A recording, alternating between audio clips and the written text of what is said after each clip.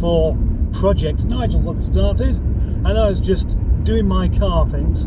I was driving this particular car on this particular road, and as you can tell by the interior, it is a Rover 75. I bought this car from a friend's parents who's had it from new, and it has currently 55,000 miles on it. It's a V6 2-litre automatic. It is very, very smooth, very, very quiet, and it drives absolutely fantastic. I acquired it during the pandemic when the reasonably elderly people that owned it just stopped driving it, really, and they saw it as being a waste, and they wanted it to go to somebody who was going to make sure it was looked after, and that was me. Put it in my name. I taxed it for 6 months, and then as usual I just put it for sale, even though I wasn't really too bothered about selling it. Remarkably, it sold only half an hour after I advertised it to a chap up here, up this way, up Whitworth. As he's a disabled chap, there's some restrictions on his movement, so I delivered it, and I thought I'll walk back. As it goes, ended up with a lift halfway back from Senior Mustard. It wasn't called Senior Mustard at the time. And then a few months later, this chap contacted me and said it's just had it MOT, it's just done this, it's got all sorts of bits done to it, would I like to buy it back, or could I find somebody to buy it? I couldn't afford to buy it, and I didn't find anybody who wanted to buy it. And then something else happened. You may be able to tell by looking out the front that the bonnet is slightly higher than it normally would be, and that's because it's been a bit crashed. Quite a bit crashed, in fact.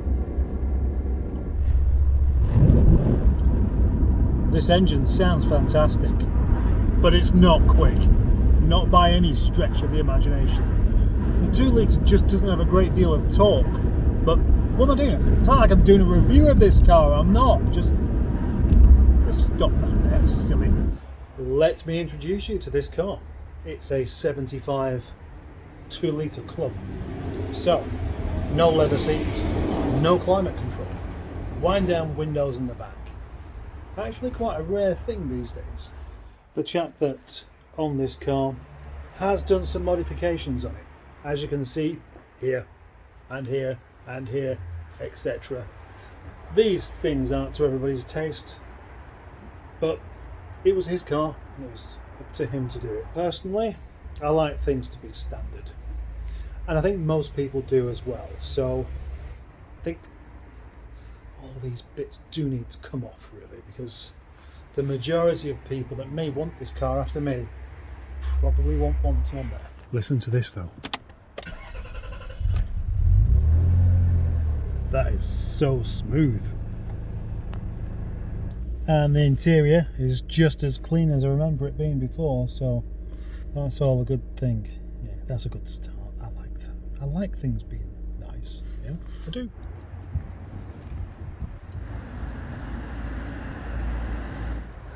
This is where the really unfortunate stuff happens.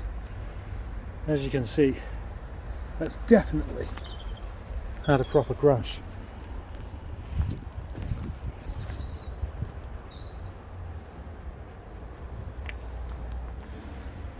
So, it's a car, and it's not just a car, but it's a salvageable car.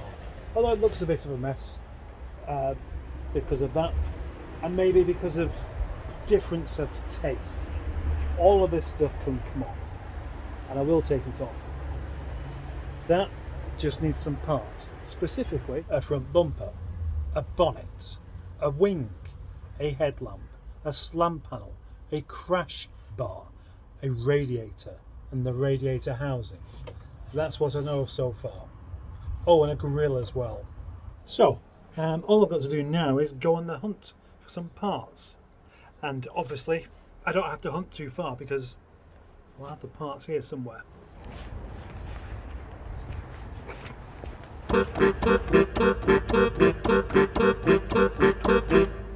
Hello, welcome back. Now I have managed to find some of the parts necessary for this car. I'll show you. There we have a complete radiator, which I'm not sure how much of it I need, but the important bit is the fan behind there and all the housing, etc. Equally exciting is this slam panel, which has been eating a bit of dirt, but that'll clean up, and a headlamp, which does need a jolly good clean up. And then we have a replacement front bumper, which of course is silver, not grey, and it's got a few scuffs on it, but I would imagine that's not the thing you're going to notice. And then a replacement passenger wing, which is a lemon green off of my own ZT. Yep, the car that started it all, long before it started at all. That was my MG ZT-T.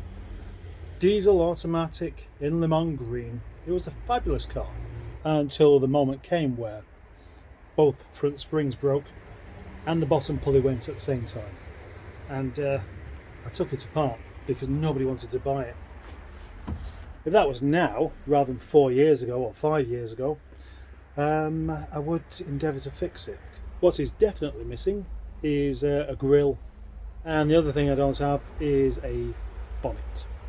Oddly enough, the last two bonnets that I had, they got sold cheaply because one of them was being resprayed, so it didn't matter that the lacquer was peeling, so it went cheap, and the other was going in a fire pit. So, as you may imagine, I'm very much looking forward to fitting these pieces to that car, because that's very much within the scope of my capabilities. But first,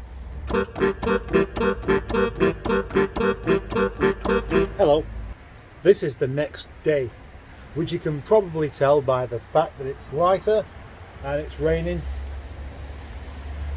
That's it really. This car was on my mind quite a bit last night, but it would be because it's new to me, or it's old and then new to me. What's new to me is all the stuff on it and the dents. And here's a thought. Imagine if it was possible to somehow scientifically undo the accident by having bits of the bumper that was hit and the bonnet and the thing hit stuck to something else and then yanked backwards at the same kind of speed that caused the damage in the first place. Yep, unbending the accident. That's not how physics works, but it just got me thinking. Tell you what else has got me thinking actually. From a glance, I keep seeing that yellow sticker on the windscreen and thinking it's a parking ticket. And if you squint a little bit, these reflectors there and there make it look a bit like an S-type Jag. Just in those tiny spots there. They're still coming off though.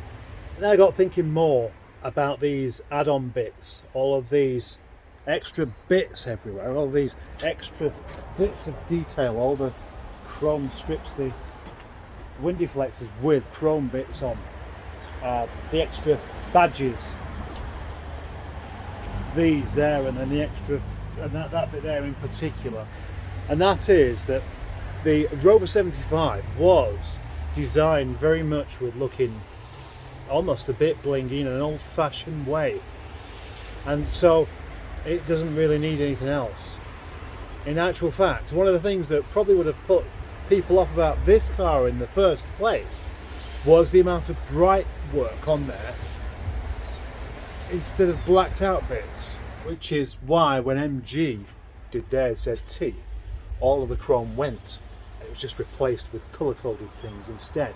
The 75 with its chrome always did it for me, and in particular a dark colour, because then you get that what's that word called that means contrast?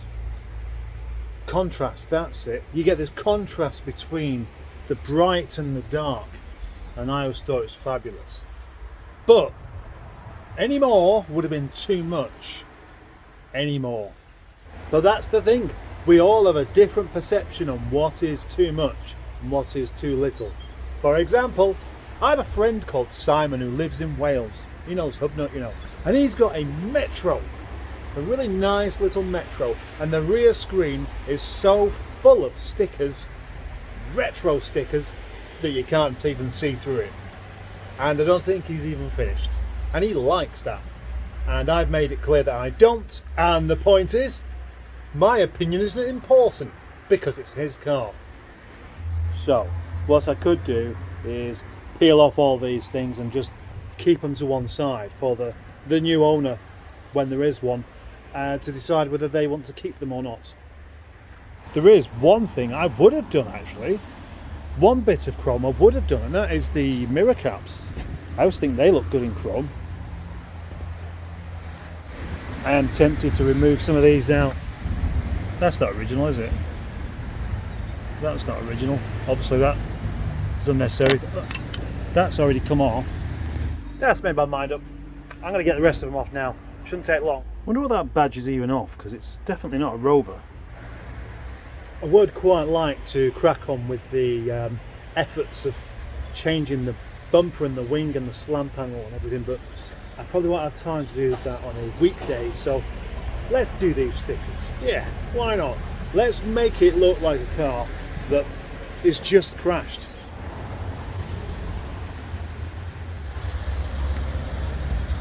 Better. Peeling things off isn't a problem. It's the glue that's left behind which causes the headache. So that means I finally get a chance to use my hot air gun for a proper purpose, other than just for melting milk bottles. That's the first of the chrome strip off the wheel arch there. Comes off easily enough, but the glue is really sticky indeed. And I've used the heat gun on it, but it's still resisting, and I don't want to scratch the paint, so I've got to be very careful. Next, that and that thing. Let's take these off as well. There we go. That's looking much better already.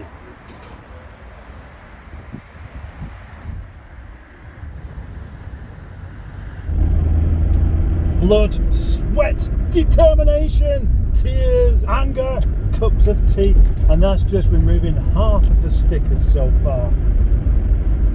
Yeah, I feel triumphant. And that concludes today's episode of this particular car, to which I haven't even thought of a name. You know, when I used to do these cars, I used to instantly have a name for them straight away. Maybe it was like one of those things at the forefront of my mind. What can I call this thing? What should it be called? But now I don't really think things like that. I'm not sure why, what's changed. So, I'm going to let you decide.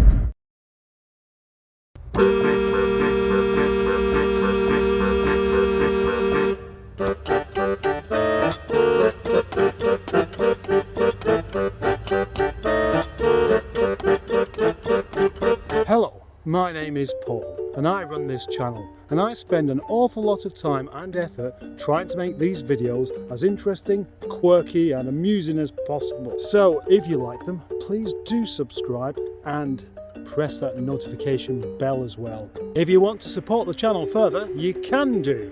There is a link in the description with my email where PayPal donations can be made, or pressing the super like thing, or becoming a channel member. There's so many things you could do. Oh yeah, and thanks.